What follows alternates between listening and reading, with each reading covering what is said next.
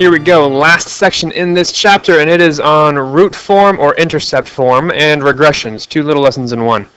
Root form is a third type of a quadratic for us to look at. Again, we've seen standard form, y equals ax squared plus bx plus c. Standard form is nice because it's very common. You just have to work with it a lot.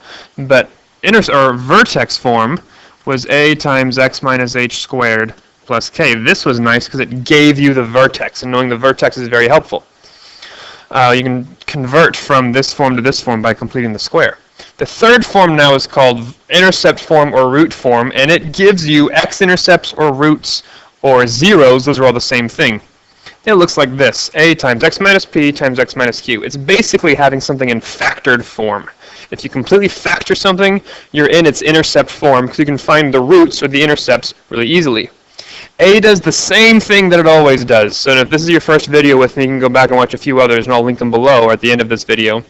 If A is positive, graph goes up. A is negative, graph goes down.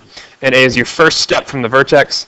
P and Q are the roots. And again, you don't take the negative, you take the opposite. So for example, if I had y equals x minus 3 times x plus 2, this would have roots at 3 and 2. Negative 2. You take the opposites of the numbers inside the parentheses, just like you do when you're solving by factoring. You take the opposite if there's no coefficient on the x. If the coefficient is 1. The axis symmetry is found halfway between P and Q. You know, this makes perfect sense. If you have 2 points here that are roots, we know these 2 points are symmetric from the middle, so the AOS has to be halfway between P and Q, so you find their average. Take P and Q, add them up, divide by 2. And that's this P and Q here, the ones where you flipped the signs. Otherwise, you'll have a negative AOS on the wrong side of the x-axis, or wrong side of the y-axis, excuse me.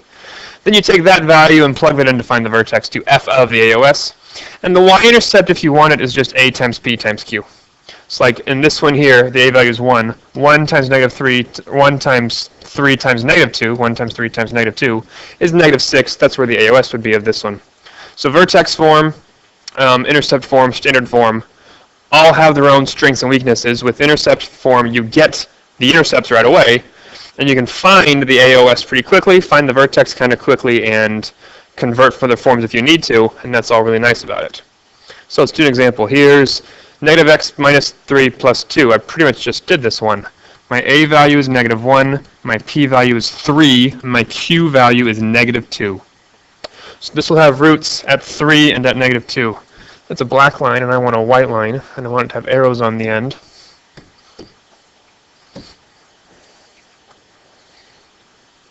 And that's a little bit low, so we'll scooch it up.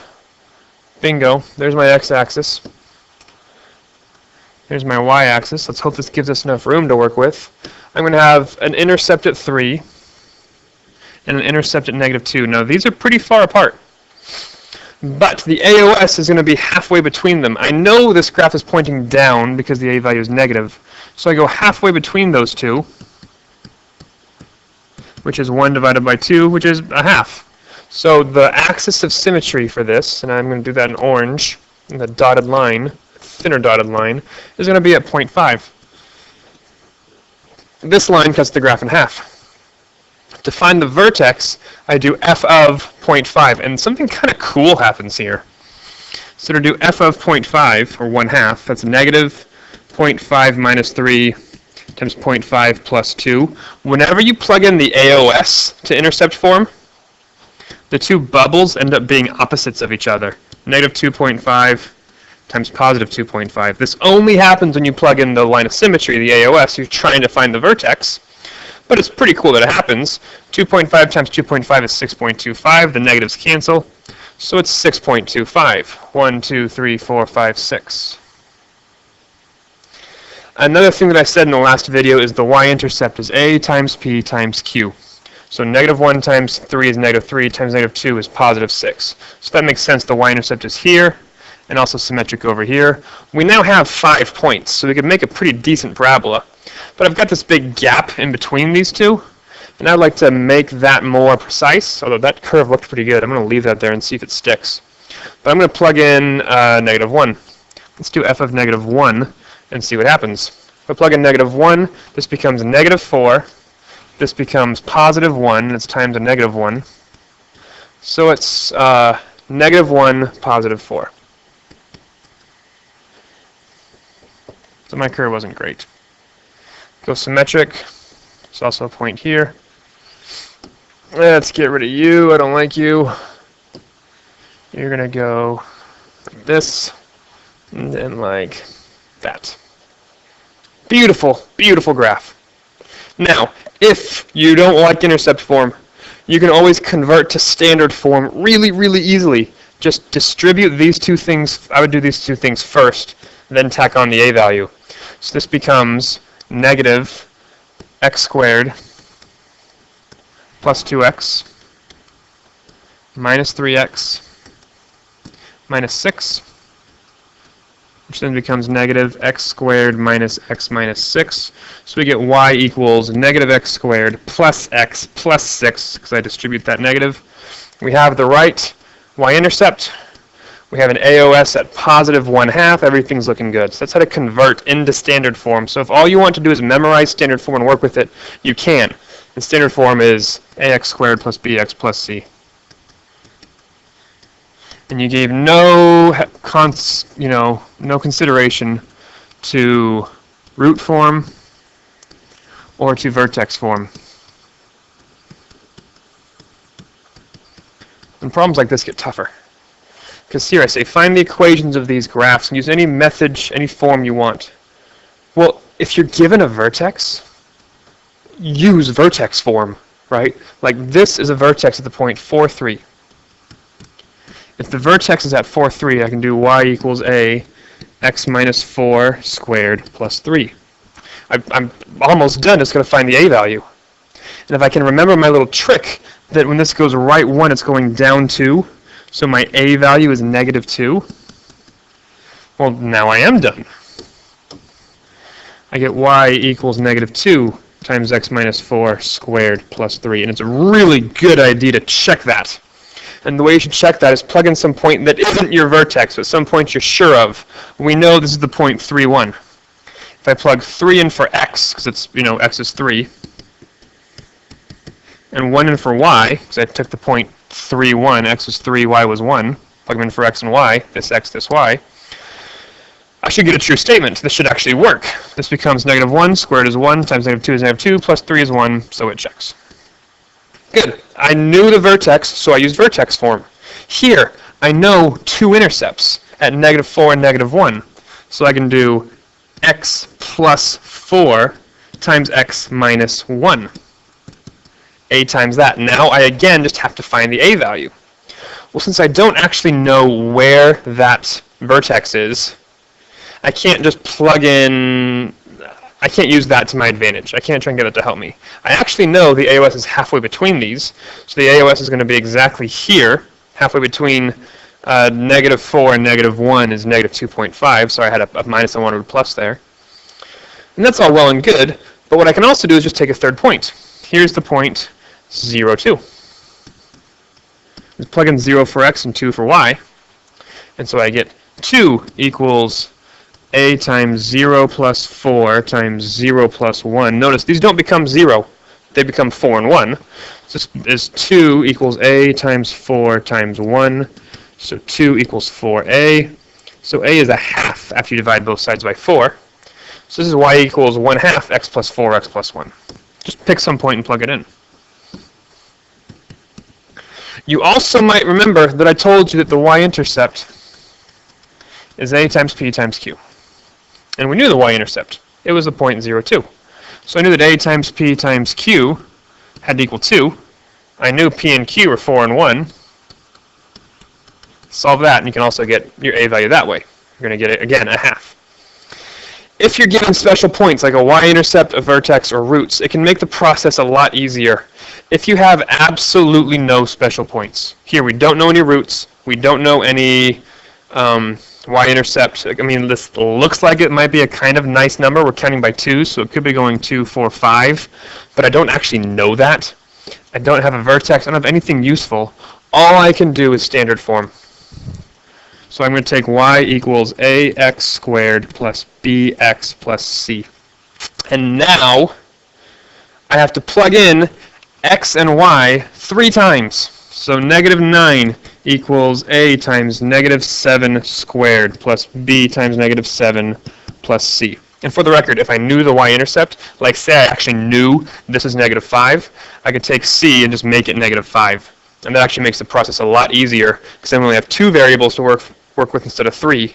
But we have 3 now. So there's negative 9, negative 7. Here's a negative 5, negative 13. So negative 13 equals a times negative 5 squared plus b times negative 5 plus c. And here's negative 3, negative 13. So I'll do negative 13 again equals a times negative 3 squared plus b times negative 3 plus c. This is a system of equations I can solve to find a, b, and c. And it kind of looks like a mess, but it actually simplifies just a little bit. Negative 9 equals 49a minus 7b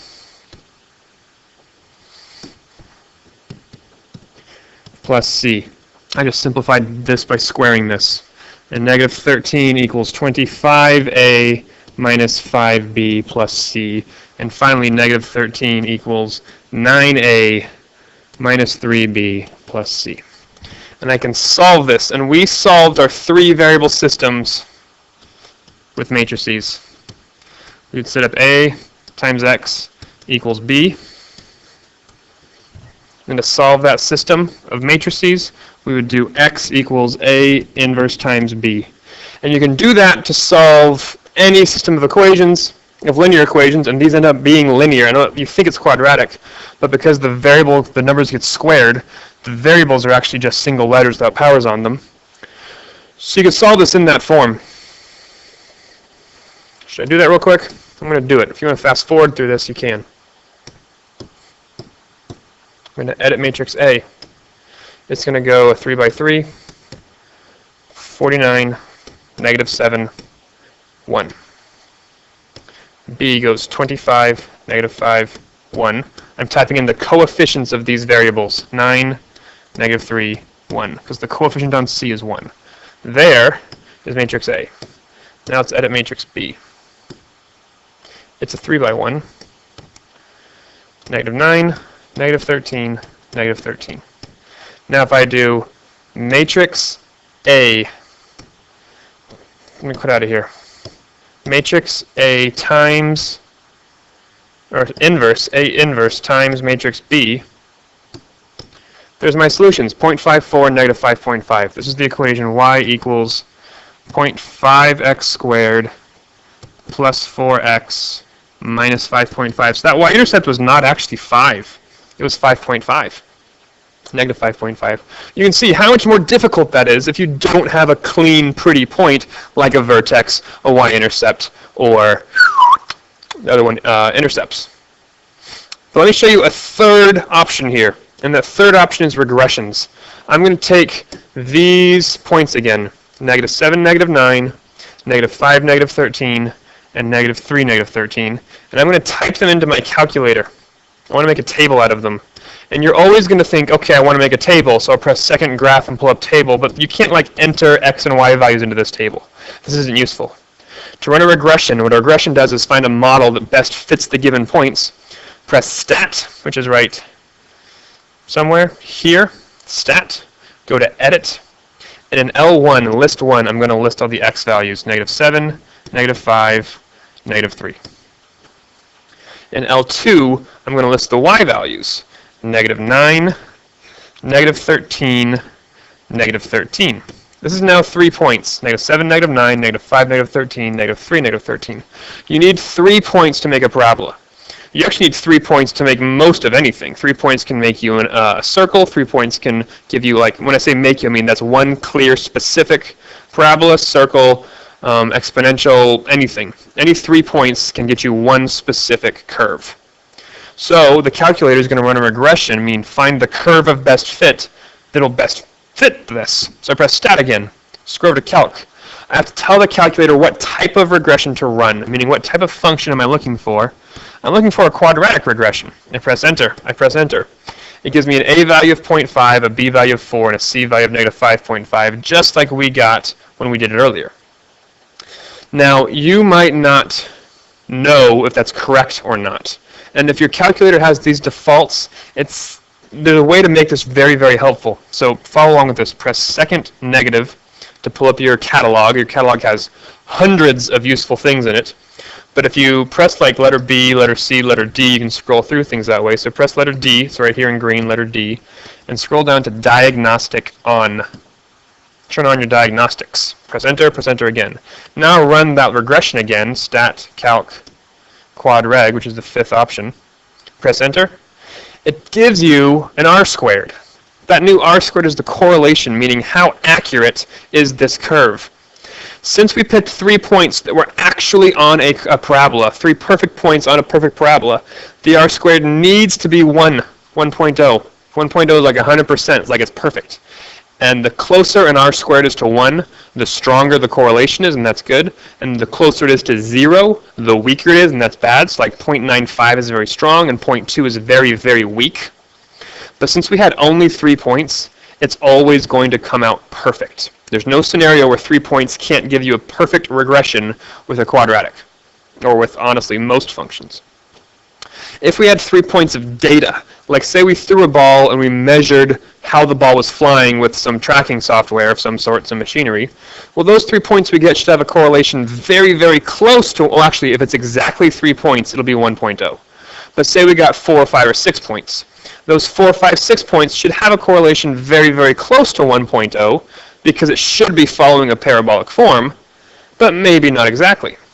So that's how to run a regression on your calculator. Press stat, go to edit, type in the stuff you want to edit, then press stat again, go to calc. You can run all sorts of regressions. We'll eventually do cubic regressions, and we'll eventually do exponential regressions and all kinds of things. But for now, we're just doing a quadratic regression. You can also do this on Desmos. On Desmos, I'm going to clear this, and I'm going to insert a table. And here I use the table function, actually. And I can't remember what those points were, so I'm just going to make up some. -1, -2, -3. Good, you saw my pattern. Thanks, Desmos. Then here we'll go 4, 5, 7.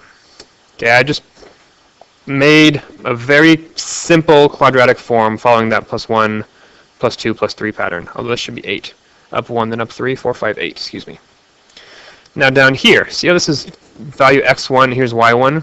I'm going to type in y1 tilde. This little guy's called a tilde. This means run a regression.